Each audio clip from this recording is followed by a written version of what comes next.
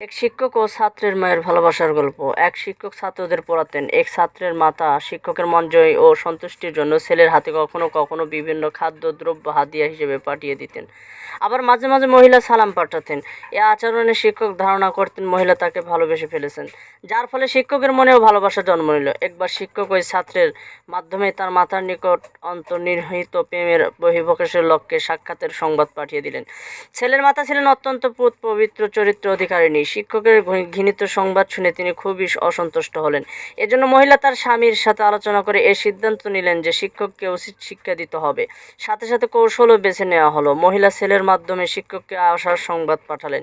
শিক্ষক যথাসময়ে হাজির হয়ে গেলেন, ঘরের মধ্যে প্রবেশ করলো এবং মহিলার সাথে সাক্ষাৎ হলো। মহিলা ঘরের দরজা বন্ধ করে এর সাথে সাথে কৌশল মতো স্বামী ঘরের দরজার বাহির থেকে আওয়াজ দিয়ে বললেন, দরজা খোলো। মহিলার স্বামীর কথা শুনে শিক্ষক বিচলিত হয়ে গেলেন। মহিলা বললেন, ভয় নেই, আমি ব্যবস্থা করছি।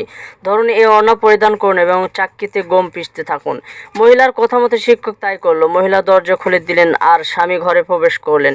পূর্বের কৌশল মতে স্বামী জিজ্ঞেস করলেন, এ মহিলাকে? স্ত্রী বললেন, আমাদের দাসী, আটার প্রয়োজন ছিল তাই চাক্কি পিষছে। একথা শুনে স্বামী চুপ হয়ে গেলেন। শিক্ষক আটা পিষতে পিষতে ক্লান্ত হয়ে গেল, অবশেষে অবসন্ন হয়ে পড়ল। এই অবস্থা দেখে স্বামী বলে উঠলেন, কি হে দাসী, ঘুমাচ্ছ কেন? চাক্কি পিষছ না কেন? একথা বলে পায়ের জুতা দিয়ে কয়েকটা উত্তম মাধ্যম দিলেন। মহিলার স্বামী শিক্ষককে পর্যাপ্ত জুতার পেটা দিয়ে যথাস্থানে গিয়ে শুয়ে পড়লেন। এদিকে আটা পেশার কাজও শেষ হয়ে গেল। এখন মহিলা বললেন, এখন ভাগিয়ে পড়েন। সুযোগ পেয়ে শিক্ষক বিদায় নিলেন।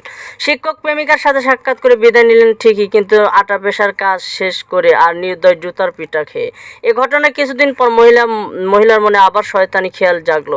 সে আবার শিক্ষককে সংবাদ পাঠালেন সাক্ষাতের জন্য, কিন্তু শিক্ষক অবৈধ প্রেমের উচিত বিচার পেয়ে আক্কেল হয়েছে।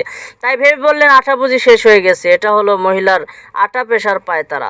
শিক্ষা। শিক্ষক হলো মানুষ গড়ার কারিগর, মহান চরিত্রের অধিকারী। একজন শিক্ষককে অভিভাবকেরা আদর আপ্যায়ন করতেই পারে, তাই বলে সেটা প্রেমের বাহানা নয়। এটা হলো শিক্ষকের কদর। শিক্ষক হতে হলে তাকে অনেক গুণের অধিকারী হতে হয়। চরিত্রহীন শিক্ষক জাতির জন্য কলঙ্ক স্বরূপ, এতে গোটা সমাজ নিন্দিত হয়। তাই শিক্ষকের উচিত জ্ঞান ও বুদ্ধি খাটিয়ে কাজ করা। আর মহিলাদের ছলনাও কঠিন ধোঁকা, শয়তানও তাদের ছলনায় হার মানে। প্রিয় দর্শক, গল্পটি ভালো লাগলে ভিডিওতে একটি লাইক ও কমেন্ট করুন এবং চ্যানেলটি সাবস্ক্রাইব করুন প্লিজ।